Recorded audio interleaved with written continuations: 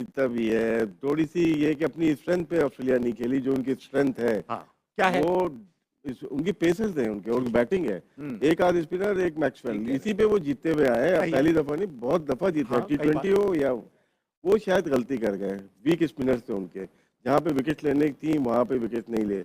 लेकिन मेन जो टाइम था वो 35 से 40 ओवर जो पाकिस्तान के खिलाफ वो आउट करने के लिए लेके आए थे, रिजवान और सऊद शकील को, वहीं पे इन्होंने 2 प्लेयर आउट किए। हार्दिक पांड्या ने आउट किया, शामी ने आउट किया, स्टीव स्मिथ को आउट किया, और उसके बाद मैक्सवेल आउट हो गए। 2 की मेन विकेट एक साथ गिर गई। एक साथ गिर गए। उसके बाद जो लग रहा था 300 बनेंगे, वो नहीं बन सके। लेकिन उसके बाद विराट कोहली आते हैं बैटिंग में, आउटस्टैंडिंग, सिर्फ इंडियन स्टार नहीं है, ग्लोबल स्टार स्टार है, वो बेशक। वो ड्रेसिंग रूम में भी हो, पहले 0 करे या 100 करे, उनका एटीट्यूड चेंज नहीं होता। वो बहुत रिलैक्स लगता है अपनी ड्रेसिंग रूम में। इस ड्रेसिंग रूम में इतना बड़ा वर्ल्ड कप प्लेयर रिलैक्स रहेगा अपने साथियों के साथ, वो ड्रेसिंग रूम हमेशा अच्छा परफॉर्म करता है। और यही सीनियर प्लेयर्स का काम होता है, भले वो टीम डाउन हो या वो रन करे या ना करे, लेकिन वो लिफ्ट करता है अपनी टीम को। जिस तरह से आप देखें, चाहे 0 किया होता है लेकिन सिराज आउट करता था या शामी आउट करता था, जिस तरह से उसका इनपुट होता था टीम के अंदर। सही कह रहे हैं आप। तो ये टीम एफर्ट जो होती है, टीम की जो चीज़ें होती हैं, ये मेरे ख्याल से सीखने के लिए बहुत ज़रूरी है कि विराट कोहली से आप सिर्फ बैटिंग नहीं, क्रिकेट के एथिक्स सीख सकते हैं, चाहे वो ड्रेसिंग रूम के अंदर हो चाहे बाहर हो ड्रेसिंग रूम के। अहमद भाई, बैटिंग की थोड़ी सी बात करेंगे, इंडिया पे आएंगे, इंडिया की जीत पर आएंगे, मगर ऑस्ट्रेलिया को थोड़ा सा क्रिटिकल निगाह से देखना चाहूंगा। स्टीव स्मिथ अच्छा खेल रहे थे, 73 रन की इनिंग्स गालबन, हाँ 73 रन की इनिंग्स उन्होंने खेल ली थी। उसके बाद इतना रैश शॉट शामी के अगेंस्ट उन्होंने मारा। स्टीव स्मिथ जैसे experience player, former captain Australia का, ऐसी सिचुएशन में जहां वो टिके रहते तो शायद 300 बन जाते, ऐसा रैश शॉट क्यों मारा होगा? देखिए, स्टीव स्मिथ की वजह से ही बड़ा अच्छा चल भी रहा था। वो आउट हो गए ऊपर से, और उसके बाद स्टीव स्मिथ उसको लेके चले, लंबा लेके जाना चाहिए था। और लेकिन in the end of the day एक आधा मैच है, हो जाता है। अब जितने भी बड़े प्लेयर है ना, 1 2 3 मैचेस की इतनी को परवाह नहीं होती, हो जाता है। अनलेस कि आप बड़ी देर से फेलियर करते आ रहे हो। आज उनका जो शॉट था वो एक रैश शॉट था, लेकिन रैश शॉट भी क्यों लगते हैं?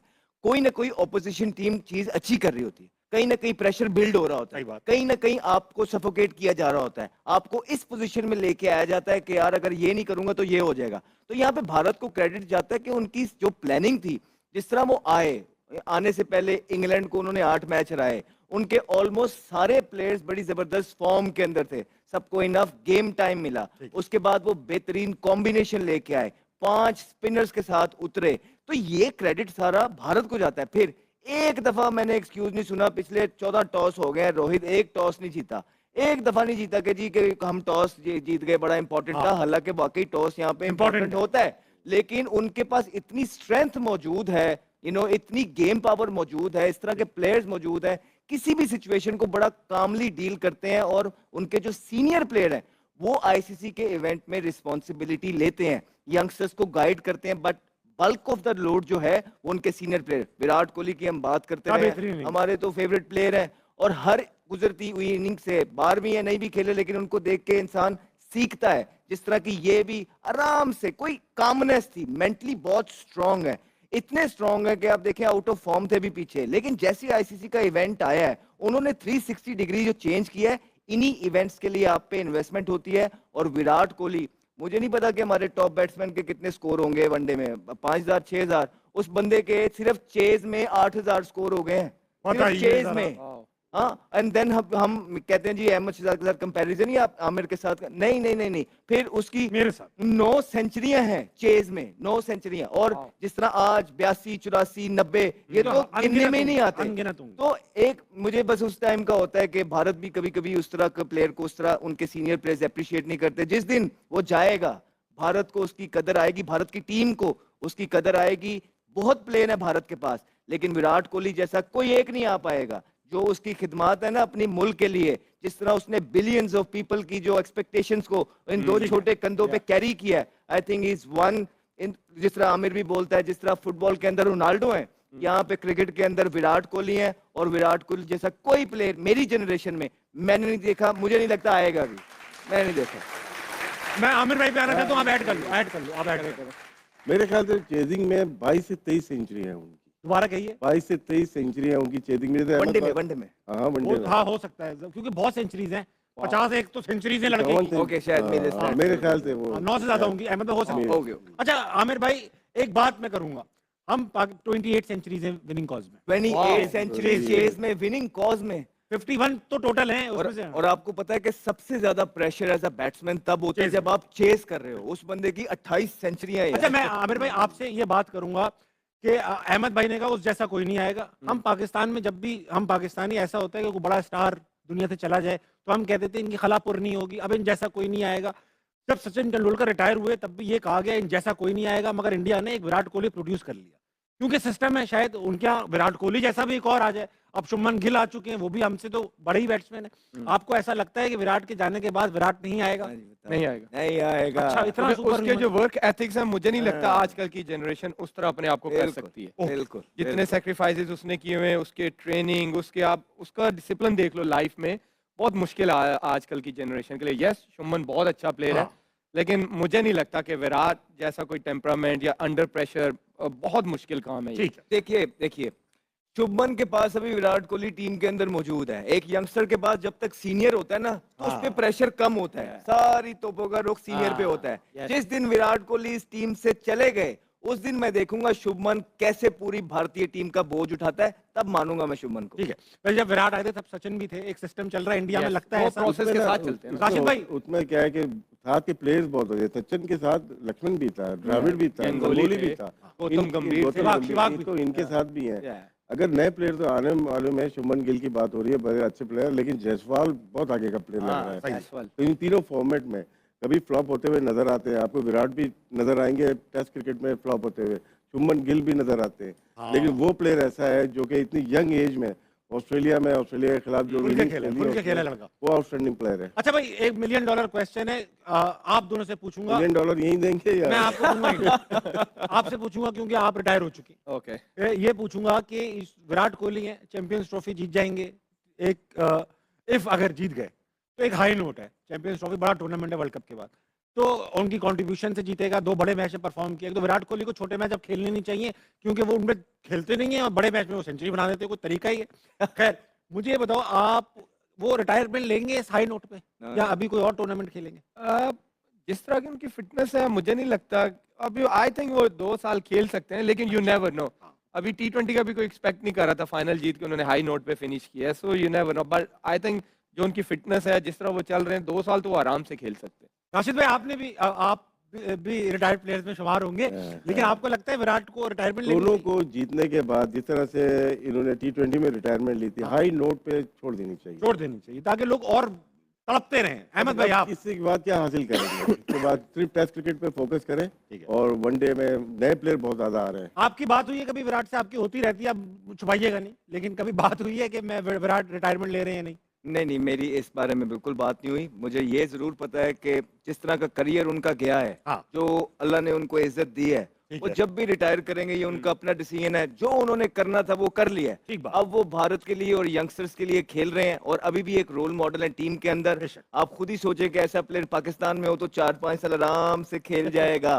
ये स्टैंडर्ड है इंडिया के या भारत के कि हम कह रहे हैं कि यार 36 की उम्र में वो रिटायर कर लें। मुझे नहीं लगता कि उनको भी रिटायर होना चाहिए, ना ही वो होंगे। अभी वो 2-1 साल वनडे क्रिकेट और खेलेंगे। ठीक है अहमद भाई, आपकी बॉल पे क्योंकि कभी कैच नहीं छूटे इसलिए आपसे सवाल था। के ऊपर सवाल था और सवाल यही है कि जब हम ऑलराउंडर्स को कंपेयर करते हैं दुनिया के ऑलराउंडर्स को, तो फिनिशर्स भी अगर देखा जाए तो प्रॉपर बैट्समैन है और प्रॉपर बॉलर है। अक्सर आप देखते हैं कि ऑलराउंडर में एक स्ट्रेंथ आपकी ज्यादा होती है, बॉलिंग ऑलराउंडर होते हैं या फिर आपको बैटिंग ऑलराउंडर समझा जाता है, शायद टैग उनको दिया हो कि जी वो ये है। बट द फैक्ट इज कि अगर आप उनके आज के फिगर्स भी देखें, जिस तरह से उन्होंने बॉलिंग कराई और एंड में उन्होंने फिनिश किया, एंड उनकी भी वही चीज है जो हमने कोहली की बात की थी कि जब भी बड़ा ओकेजन आता है वो हमेशा अंडर प्रेशर परफॉर्म करते हैं। सो ओवरऑल एन एक्सट्रीमली जिसे कहते हैं ना क्लच। आई थिंक उनकी बॉलिंग बैटिंग स्किल एक तरफ रख दें, उनके अंदर जो एटीट्यूड है ना, जो तप्पड़ जिसको कहते हैं ना क्रिकेट की ज़बान में, वो उनसे ये परफॉर्मेंस करवाता है। और ऐसे प्लेयर्स को आप वो कप्तान अपनी टीम में रखता है जो जीतना चाहता है। बहुत आसान है ऐसे प्लेयर्स के साथ आपको ईगो का प्रॉब्लम आ जाना, आपका कोई और इशू कॉन्फ्लिक्ट आ जाना, पर जो स्मार्ट कप्तान होगा ना वो सबसे पहले ऐसा प्लेयर अपनी टीम में रखेगा, क्योंकि अगर वो आपके आगे बोल सकता है तो वो ऑपोजिशन के आगे भी बोल सकता है। हमारा प्रॉब्लम ये, हमें यस मैन चाहिए, ले ठीक है। तो और उसकी उसकी एक मिसाल यस सर और वो सिर्फ उसका एक माइंडसेट है जो साना ने बताया कि वो उसको ये नया बॉल करना है कर देते हैं, आपने मिडल में करना है कर देते हैं, स्टॉक करना है स्टॉक कर देते हैं। हालांकि वो इतना बड़ा पावरफुल हिटर भी नहीं है, लेकिन अगेन उसको ये बना दिया गया है, समझा दिया गया है कि आपके लिए सारा कुछ है, अब आप मेला लूटो। Sir market allows you to become big, try to understand this. ठीक है, मैं अब कितना बोल के बात This tells you exactly what we're talking about. लेकिन इनके आसपास जो प्लेयर्स हैं, जो मैं बात पहले कर रहा था, बड़ा इंपॉर्टेंट है that they play a very important supporting role. KL Rahul काफी लेट आए थे मैच में बैटिंग करने के लिए, but of course at that time जब कोहली आउट हुए, all could have been lost. He scored a 42, start slow लिया था, but 42 of 34 कर दिया। जिस तरह से एक्सेलरेशन की हम बात करते हैं, to understand where you are in the match and then to then command and demand things. देखिए, मैं इसको थोड़ा सा केएल राहुल से पहले अक्षर पटेल का नाम इसलिए लेना चाहता हूं कि जब ये ऑस्ट्रेलिया से 50 ओवर का मैच हारे थे फाइनल, तो उस वक्त केएल राहुल मेरा ख्याल है 5वें नंबर पे ही गए थे, बट वो डिमांड ऐसी थी, पिच स्लो था, तो वो वहाँ पे ब्रेक लग गई। लेकिन वो अक्षर पटेल को इसलिए भेजते हैं कि वहाँ ब्रेक नहीं लगे रन्स की, वो प्रेशर जो है ना वो नहीं आप पे आए।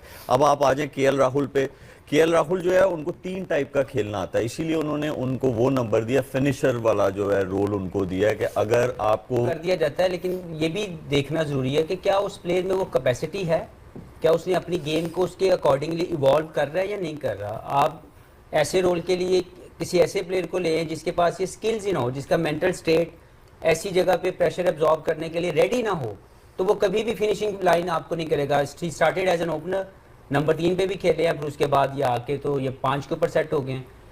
फिर वही बात है कि देखें, टीम कल्चर बनाने के लिए इंडिविजुअल को अपना हाथ खड़ा करना है और उसने अपने आप को अपनी सोचों से बाहर रख के टीम की सोच के लिए खेलना शुरू करना है। That is very important. इनके जितने प्लेयर देख लें, इन सब लोगों ने अपने आप को वो रोल खुद डिफाइन किया जिससे टीम जीत सकती थी। तो मुझे ये लगता है कि एज एन इंडिविजुअल जितनी तारीफ की जाए इस पूरे स्क्वाड की, कि कोई भी इंडिविजुअल जो ये खेल रहा है उसका रोल डिफाइन है। Very much they know what they have to do to win the game for the India. Number 1, number 2, they evolve themselves accordingly. उनके स्किल्स वैसे इनहेंस हुए हैं। कोई भी प्लेयर अगर नंबर 5 या 6 पे खेल रहा है, फर्ज करें Hardik Pandya is batting at number 6, तो उसके स्किल्स उसने इनहेंस किए हुए हैं, उसने अपने स्किल्स को पॉलिश किया हुआ है, कंट्रोल इतना है, उसकी फिनिशिंग टच उसने इतने अपने अपनी अपनी अपनी गेम को दिया हुआ है कि उसको बड़ी शॉट भी खेलना आता है और उसको सिंगल लेना भी आता है। के राहुल, जो मलिक ने बात की कि उन्होंने 5 नंबर पे आके मेंटल स्टेट को कंट्रोल करना भी आता है कि यार मैं रश ऑफ ब्लड में गलत शॉट ना खेल दूं। Most of the time he win matches for, अगर आप परसेंटेज पे जाएंगे तो most of the time he win matches for India batting at number 5, number 6। तो इसका मतलब यह है कि बाय रेशो अगर हम किसी परसेंटेज पे भी जाएं तो जो रोल डिफाइन किया जा रहा है, इन प्लेयर्स ने अपने आप को अकॉर्डिंगली रिफाइन किया है, शाइन किया है। जैसे शुएब भाई हैं, ये अपने कैरियर के अंदर इनको एक रोल दिया गया था। He was never been a line length bowler, but he knew कि ये क्या कर सकते हैं। जब जब इनसे किसी कप्तान ने वो रोल इनसे करवाया, ही डिड वेल। और जब इनको कहा जाए, मैं आज अगर इनको एज ए कैप्टन कहूँ कि आए और लाइन पे बॉलिंग कर दें, इट्स नॉट हिज गेम। ये भी मुझे कहेंगे कि फीजा मुझसे डिमांड जो कर रहे हैं, कांट डू दैट। तो इनके रोल के मुताबिक इनको अगर काम दिया जाएगा तो ही विल परफॉर्म बेस्ट। तो इसी तरह मुझे लगता है कि राहुल द्रविड़ की तारीफ करना इसलिए ज़रूरी है कि उन्होंने इस टीम को बनाया। यस, इस वक्त कोच वहाँ पे गौतम गंभीर है, बट इस पूरी टीम की जो पॉलिशिंग हुई भी है वो राहुल द्रविड़ के दौर में हुई, जिन्होंने इन तमाम प्लेयर्स के स्किल्स को अकॉर्डिंगली इनहेंस करवाया। वो उसमें देखें क्रेडिट ज़रूर उनको जाता है, लेकिन जो स्टेक होल्डर्स थे उनको पावर भी दी उन्होंने। तो जब आप किसी को लेके आते हैं, क्योंकि वो आप अगर किसी को लेके आए हैं तो वो केपेबल है उस जॉब के लिए, तो अब आपने उसको एम्पावर करना है ताकि आपको रिजल्ट्स मिलेंगे। मलिक की ये वाली बात ना को 10वीं वरी है, तो कहते ने कहना धी नूं सुनाना नौ नूं ना धी है इत्थे ना नूं है। तो मलिक जो है ना क्या कुछ